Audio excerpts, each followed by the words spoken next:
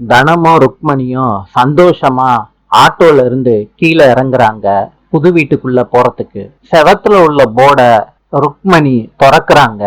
அதிர்ச்சி அடைஞ்சிடுறாங்க. ருக்மணியோட ஃப்ரெண்டு சொல்றாங்க, என்னக்கா இப்படி ஒரு அநியாயமா இருக்கேக்கா. ருக்மணி தனத்தை கூட்டிட்டு வீட்டுக்குள்ள போறாங்க. அப்ப ஓமம் நடத்திக்கிட்டு இருக்காங்க வாசுகி.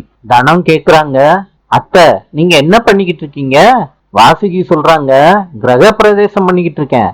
நம்ம வீட்டு கிரக பிரவேசத்துக்கு நீயே லேட்டா வந்தா எப்படிமா? தனம் சொல்றாங்க, அத்தை இந்த வீடு ருக்மணி அம்மாவோடது. வாசுகி சொல்றாங்க ருக்மணிய பார்த்து, என் மகனை என்னைக்கு கட்டிட்டு வந்தாலோ அவ சம்பாதிக்கிற சொத்தம் எங்களுக்கு தான் சேரும். நாளை சந்திப்போம்.